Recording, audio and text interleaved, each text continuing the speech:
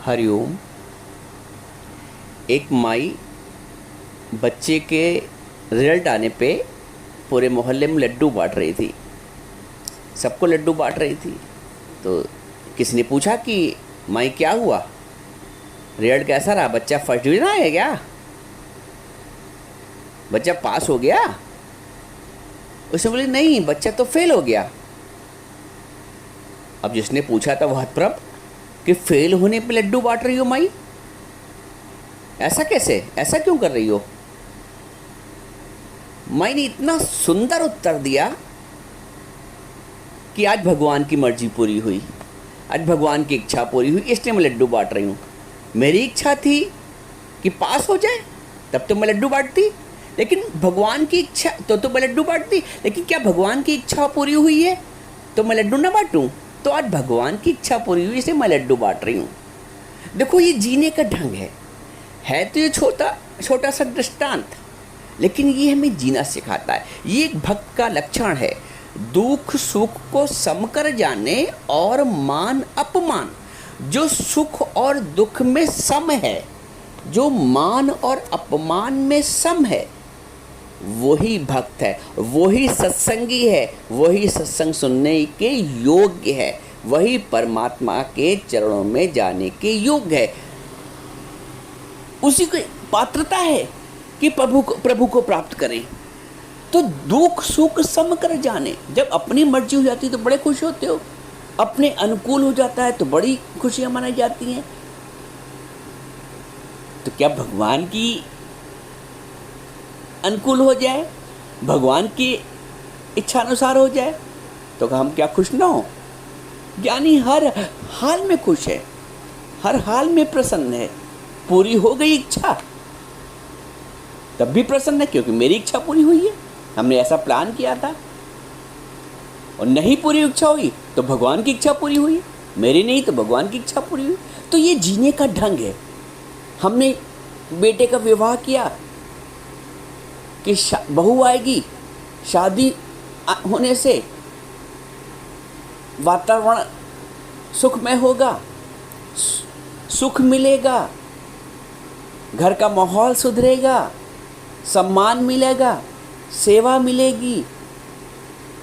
यदि इसके विपरीत बहू आ गई तो जितने सुख खुशियाँ मानिया उतने भय रोग। जितने अनुपात में हमने सुख की कल्पना की थी, फिर उतने ही अनुपात में, बल्कि उसके दुगने अनुपात में हमें दुख की प्राप्ति होती। हमने जो सब्ज बाग बनाए रखे थे वो सब सामने नहीं आते तो दुख की अनुभूति होती है। तो जो खुशियाँ मानिया तो भय रोग। खुशी मानने में, उम्मीद करने में, उम्मीद ही ना उम्मीद करती है। उम्मीद ही नहीं करेंगे, ना उम्मीदी कहाँ से आएगी? ज्ञानी सहजता से सारे कर्म करता है, कर्म सारे करता है सहजता से। अनुकूल हो गया तो प्रभु का धन्यवाद, और अनुकूल नहीं हुआ तो प्रभु की इच्छा। ये है जीने का ढंग। जरूरी नहीं सब कुछ हमारे हिसाब से हो जाए। जीवन में सब कुछ सबको नहीं मिलता है। कभी किसी को मुकम्मल जहां नहीं मिलता, कहीं जमीन तो कहीं आसमान नहीं मिलता। लेकिन हम उस खुशी के आधार पे अपना जीवन जिए।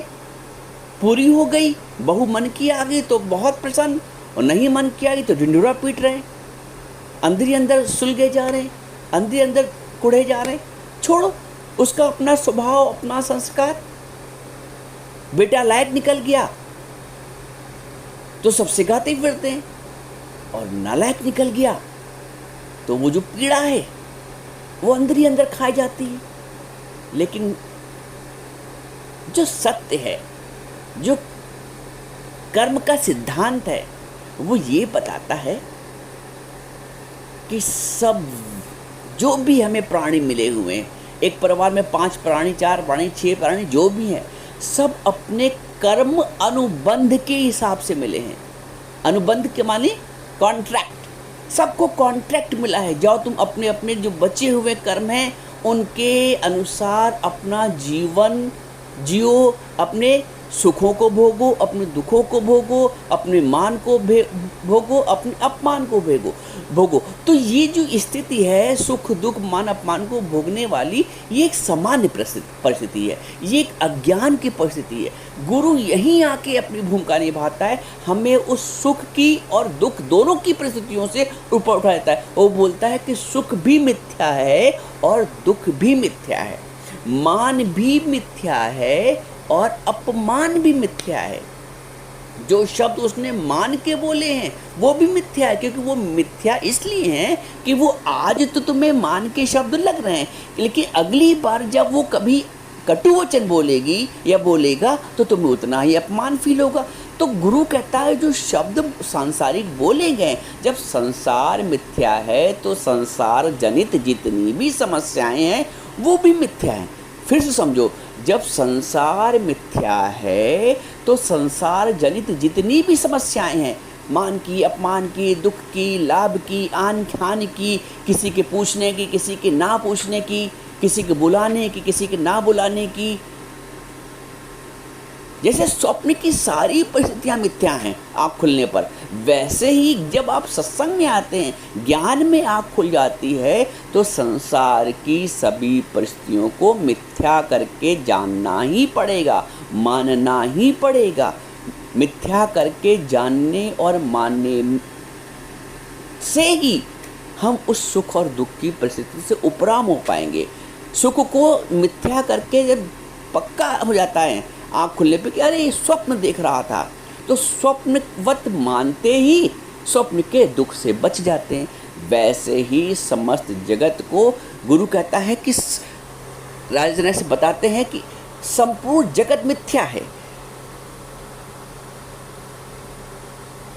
भगवान राम से वशिष्ठ जी कहते हैं, हे राम जी, जगत तीनों कालों में बना ही नहीं है। जैसे स्वप्न की कोई हस्ती नहीं है, सत्ता नहीं है, वैसे ही संपूर्ण जगत की ज्ञान की दृष्टि मिलने के पश्चात कोई सत्ता नहीं है। तो यदि किसी के द्वारा अपमान हो रहा है वो भी मिथ्या है, उसको भी अपने अंदर मत ले जाओ, क्योंकि गुरु तुमको आत्मस्वरूप पक्का कराता है। तुमको गुरु सास भाव से ऊपर उठाकर आत्म भाव में टिकाता है। तुम क्या सास बनी रहना चाहती हो, तुम ससुर बना रहना चाहते हो, तुम बाप ही बने रहना चाहते हो, तुम बेटे ही बने रहना चाहते हो। अब बाप बने रहना चाहते हो इसलिए बेटे का कटु वचन अवश्य लगेगा, ये हो नहीं सकता, क्योंकि मैं हूँ ना पिता, इसलिए मुझे बेटे ने कैसे ऊंची आवाज बात कर ली, कैसे उसने मेरी नाफरमानी कर दी, कैसे मुझे बता के नहीं गया। क्योंकि अब ये जो क्वेश्चंस है ना कैसे वाले, ये जीव भाव से उत्पन्न है, और जीव भाव को ही ठेस लगती है। आत्म भाव में कोई ठेस नहीं, आत्म भाव में कोई अपमान नहीं। एक पिताजी थे, उनको बड़ा दुख था कि मेरा बेटा जाते समय मेरे पैर नहीं छूता है, कहीं आता जाता है, किसी अच्छे काम में है तो जाते समय कभी मेरे पैर नहीं छूता है। तो उसने मेरे गुरु भगवान दादाजी से बताई ये बात, एक सत्संगी था, वो सच्ची घटना है। तो दादाजी ने उससे कहा कि तुम बेटे के पैर छू लो। बोला अरे दादाजी कैसी बात कर रहे हैं, लेकिन गुरु का वचन उसने माना, उन्होंने माना। और जब बेटा जाने लगा तो उस पिताजी ने बेटे के पैर छूने के लिए झुके, अरे उसने दोनों हाथ पकड़ लिए पिताजी, अरे पिताजी मैं छूता हूँ आपको, बता रहे आप।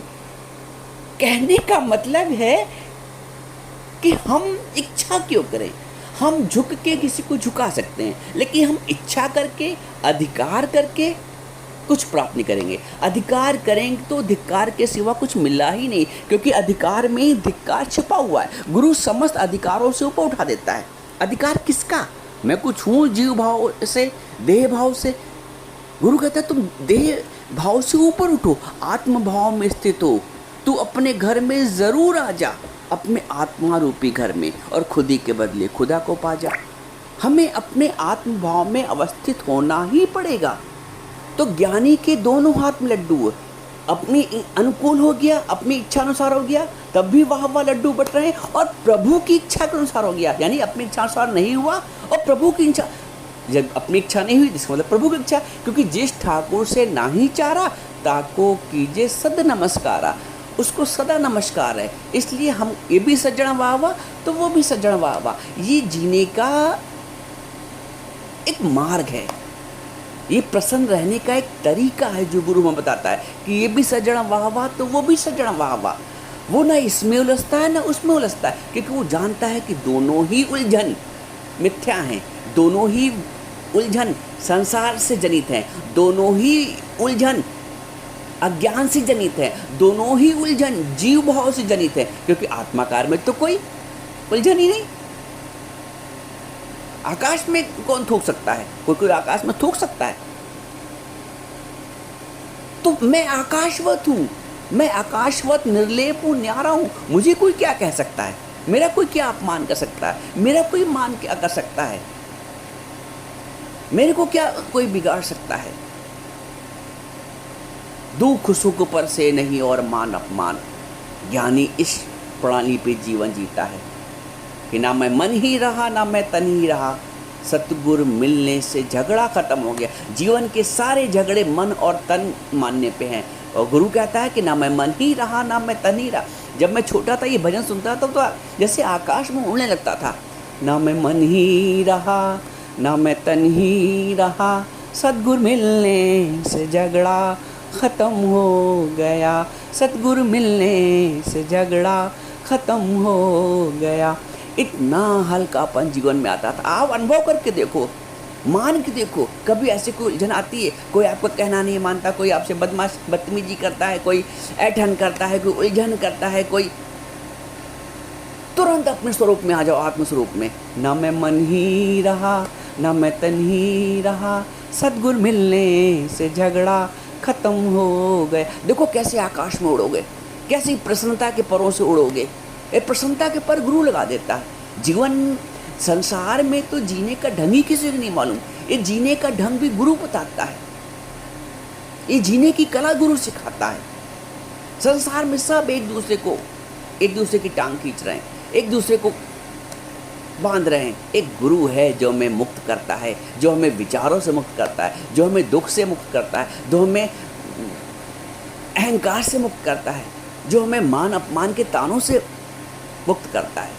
इसलिए गुरु की शरण आवश्यक है, इसलिए गुरु का साथ आवश्यक है, इसलिए गुरु के वचन आवश्यक हैं। गुरु को हरदम साथ रखो, गुरु को हरदम साथ रखने साथ पर है, गुरु के वचनों के हरदम साथ रखो। हर वक्त गुरु के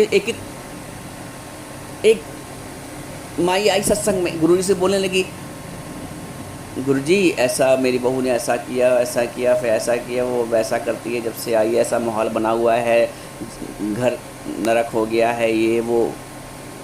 गुरु जी ने एक बात खाली उससे बोली कि वो बता रही थी, वो ऐसा करती है, वो वैसा करती है, वो वैसा करती है। गुरु जी ने कहा तेरा की। अब वो थोड़ी देर तो नहीं समझ पाई कि तेरा की से तात्पर्य है कि तुम आत्मस्वरूप है, अगला क्या करता है तो तेरा की, पड़ोस में कुछ होता है तो तेरा की। तो ऐसे ही ये शरीर भी अपना पड़ोसी है, जो कर्म प्राणी मिले हुए हैं कर्म बंधन के अनुसार से, वो भी पड़ोसी हैं, वो भी दूसरे हैं। तो दूसरे से हमको क्या तात्पर्य, इस हमसे क्या मतलब? वो अपने संस्कार से जी रहा है, वो अपने स्वभाव से जी रहा है, वो अपने कर्म काट रहा है, हमें अपने कर्म काटने हैं। अच्छा ये कि हमें गुरु मिला हुआ है, हमें ज्ञान मिला हुआ है, हम उस दुख से निवृत्त हो सकते हैं, वो उसी दुख में जन्मता मरता है। हमारा तो जन्म और मरण भी दूर हो गया, अब न जीना रहा न मरना रहा। गुरु ऐसा चक्र चलाता है ज्ञान के प्रेम का। तो सारे जो भगवान का सुदर्शन चक्र चलता है ना, तो बड़े से बड़े दुश्मन को भी वो, वैसे ही गुरु ऐसा ज्ञान का चक्र चलाता है। ज्ञान अंजन गुरु दिया, अज्ञान अंधेर विनाश। गुरु ऐसा ज्ञान का अंजन देता है, हमारे अंधेरे का, अज्ञान रूपी अंधेरे का विनाश हो जाता है। तो जीना सीखो। ज्ञान का अंजन का मतलब जीना, जीने की कला, आर्ट ऑफ लिविंग। हर ज्ञानी हर हाल में मस्त है, ये भी सज्जन वाह वाह तो वो भी सज्जन वाह वाह, हर हाल में लड्डू बांट रहा है। ठीक है, आज भगवान की मर्जी, कुछ भी मन के विपरीत हो जाए समझ लो आज भगवान की मर्जी पूरी हुई। चलो आज भगवान ऐसा हो गया, ठीक है, ईश्वर की मर्जी। हम अपनी मर्जी पे तो खुश होते हैं, अब मैं भगवान की मर्जी पे भी खुश होने लगा हूँ। Adjust your will with the will of God, जोड़ दो अपनी मर्जी। यही भक्ति है, यही संग है सत का, यही सत्संग है कि जब हम हर एक क्षण प्रभु का शुक्राना, गुरु का शुक्राना जीने की कला में आरूढ़ हो जाएं कि मैं तो ऐसे जीता हूँ। जब से गुरु मिला है मेरे जीवन में परिवर्तन आ गया है, मेरे जीने का ढंग बदल गया है, मैं विचारों से हल्का हो गया, मैं सब कुछ परमात्मा पे, गुरु पे, सारी समस्याएं गुरु पे छोड़ देता हूँ। वो सारी समस्याएं भी उसी की हैं, हल भी वही करेगा। जब तुझसे न सुलझे तेरे उलझे हुए धंधे, भगवान के इंसाफ पे सब छोड़ दे बंदे। तेरी हर मुश्किलें आसान करेगा, जो तू ना कर सका वो भगवान करेगा। इतना विश्वास रखो, ये भी सजण वावा तो वो भी सजण वावा।